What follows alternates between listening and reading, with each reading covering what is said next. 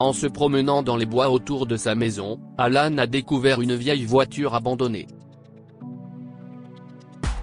Mais il y avait des traces fraîches autour de la voiture et il a trouvé la poupée spéciale de sa fille à l'intérieur.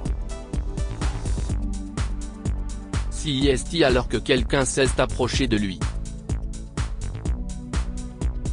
Alan vivait à Wood River, dans l'Oregon, et aimait se promener dans les bois autour de sa maison pendant des heures. Il cueillait des cerises et observait les oiseaux autant que possible. Cela lui permettait de rester calmé, bien qu'il s'agisse d'une activité solitaire, il se sentait moins seul dans les bois que chez lui. Mais un jour, alors qu'il se promenait, il est tombé sur un nouveau sentier qui l'a conduit à une voiture abandonnée dans la forêt. CIST curieux. Ce n'était pas du tout une zone sûre. Mais la voiture avait l'air vieille et abîmée. Elle devait être là depuis des années. Il s'en est approché néanmoins, car il se sentait curieux pour une raison inconnue. Il a remarqué qu'il y avait des traces fraîches autour du véhicule, ce qui signifiait que quelqu'un vivait peut-être dans cette voiture. Il y avait des chaussures, des vêtements et les restes d'un feu près du véhicule.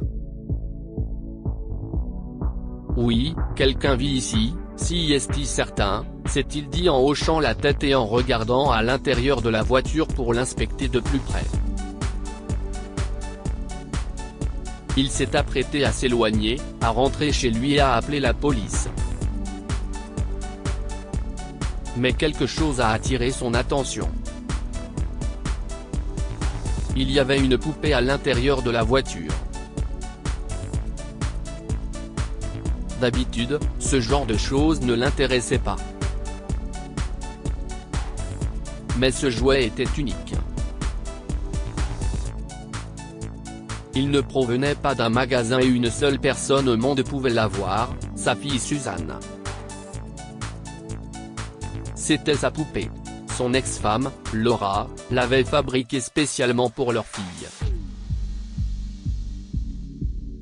Elle portait même une étiquette avec le nom et l'adresse de Suzanne au cas où elle la perdrait, car leur petite fille aimait l'emporter partout avec elle. Mais pourquoi est-ce ici ? s'est demandé Alan, complètement choqué. Alan n'avait pas eu de nouvelles de sa femme ou de sa fille depuis des mois. Leur divorce n'a pas été facile, et Laura a obtenu la garde complète de leur enfant. Alan ne voulait pas faire de mal à leur fille en se battant pour obtenir un droit de visite et entraînant sa mère devant les tribunaux. Il a donc accepté la situation et a essayé de reprendre le cours de sa vie, sachant que Laura était au moins une bonne mère. Elle vivait à Seattle, il était donc un peu loin d'elle. Laura gardait leur maison et elles étaient censées y vivre heureuses. Mais quelqu'un avait-il volé la poupée de sa fille? Que s'est-il passé? Alan a essayé d'ouvrir la portière de la voiture, qui était un peu coincée, mais il y est finalement parvenu et a attrapé la poupée. Il a confirmé qu'il s'agissait du jouet de sa fille Suzanne grâce à l'étiquette et a regardé autour de lui dans la forêt, se sentant perdu. Quelque chose était-il arrivé à sa fille? Pourquoi Laura ne l'a-t-elle pas appelé? Alan a regardé à l'intérieur de la voiture, fouillant dans les objets sales et abandonnés qui s'y trouvaient, mais il s'est arrêté lorsqu'il a entendu une voix. « Qu'est-ce ce que tu fais ?» lui a dit une voix féminine. Il a tout de suite compris qui parlait. C'était Laura. Alan s'est levé de la voiture et a regardé son ex-femme, qui tenait fermement la main de sa fille. Elles avaient l'air perdues et Laura était presque effrayée. Mais la petite fille a détourné du visage de son ex-femme en le reconnaissant. Papa, a-t-elle crié et s'est approchée pour le serrer dans ses bras. Il s'est penché pour serrer sa fille dans ses bras, lui a donné la poupée et lui a souri. Eh, chérie, tu es venu pour nous, papa ? A demandé la petite fille, et Alan a hoché la tête, même s'il n'avait aucune idée de ce qu'elle disait. Laura, que se passe-t-il ici ? A demandé Alan après s'être relevé. Elle a regardé autour d'elle, apparemment honteuse d'elle-même, et s'adressa directement à Suzanne. Chérie, pourquoi n'irais-tu pas à l'intérieur de la voiture pendant 1 minute ? Il faut que je parle à papa. Leur fille a obéi, et Alan a fermé doucement la porte de la voiture quand elle est entrée, puis il a regardé sa femme. Ok, qu'est-ce ce qui se passe ? A-t-il demandé à nouveau, les mains légèrement levées le long du corps. Laura a pincé les lèvres, a croisé les bras et son visage exprimait une profonde douleur qu'elle n'en avait jamais vue. Ce n'était plus la femme forte mais têtue qu'elle avait connue. Il s'est passé quelque chose chez elle, et il faut qu'il le sache. Laura, tu sais que tu es toujours en sécurité avec moi. Nous sommes divorcés, mais tu es la mère de mon enfant. Dis-moi, s'il te plaît, a réconforté Alan, en parlant plus doucement pour que Suzanne n'entende rien. Finalement, elle a commencé à parler. Mon petit ami. Enfin, mon ex. Celui pour qui je t'aille quitté. Il a changé dès que nous nous sommes mariés. Ça a été l'enfer. Mais j'ai accepté. Ça a été un désastre. Mais bon, il nous a mis à la porte de notre maison, et nous sommes ici depuis quelques semaines maintenant. Alan a mis une main sur son front en signe de frustration. Quoi ? Il vous a mis à la porte ? Comment est-ce possible ? Tu as appelé la police ? Il nous a menacés, Suzanne et moi, alors j'ai dû partir immédiatement. Je ne me suis pas soucié de nos affaires, a poursuivi Laura, les larmes coulant sur son visage. Pourquoi ne m'as-tu pas appelé ?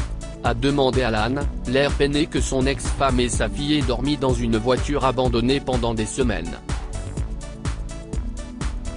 J'avais honte, d'accord ?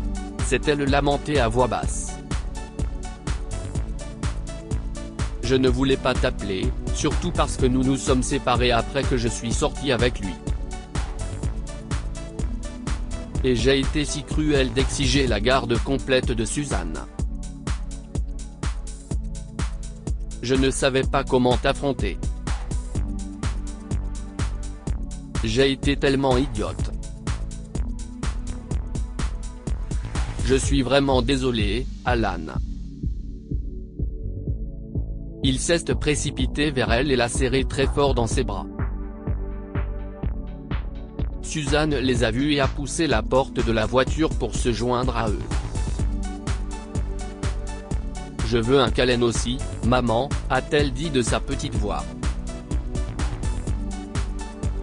Alan a pris une décision à ce moment-là, alors qu'il tenait sa femme et sa fille dans ses bras. Elle ne serait plus jamais seule. Il les a donc ramenés chez lui et a appelé un avocat, qui a demandé à la police d'expulser le mari de Laura de leur propriété. Ils ont également entamé la procédure de divorce. À l'issue de cette procédure complexe, Laura a décidé de vendre la maison parce qu'elle contenait trop de souvenirs douloureux. Elle y avait commis trop d'erreurs dans sa vie pour la garder. De plus, Alan lui a assuré qu'il pourrait rester avec lui aussi longtemps que nécessaire. Elle s'est excusée auprès de lui presque tous les jours et a recommencé à coudre des poupées. Elle en fabriqua une qui lui ressemblait et une autre qui ressemblait à Alan, en les étiquetant avec leur nom. Suzanne les adorait et gardait toujours les 3 poupées ensemble, symbolisant leur famille unie. Finalement, Alan et Laura ont passé tellement de temps ensemble qu'ils sont retombés amoureux et se sont mariés à nouveau. Suzanne était la bouquetière du mariage. Leur famille ne sera plus jamais séparée. Que pouvons-nous apprendre de cette histoire? Il n'est jamais trop tard pour travailler à la reconstitution de sa famille. Laura et Alan ont reconstruit leur relation après une période difficile, ce qui prouve que tous les problèmes familiaux peuvent être résolus. Il n'y a pas de honte à demander de l'aide. Laura aurait dû demander de l'aide à Alan malgré leurs problèmes, car il resterait toujours une famille. Partagez cette histoire avec vos amis. Elle pourrait égayer leur journée et les inspirer. Lire aussi, une fille a coupé les ponts avec ses parents après avoir épousé un riche, puis revient en rampant avec son nouveau-né. Abonnez-vous à Amomama sur Google News. Partagez.